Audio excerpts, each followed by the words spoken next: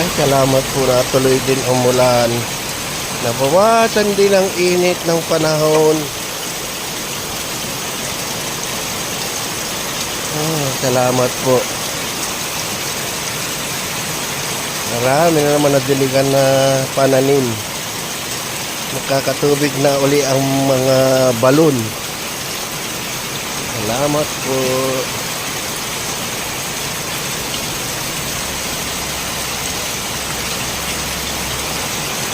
Ayan po mga lods.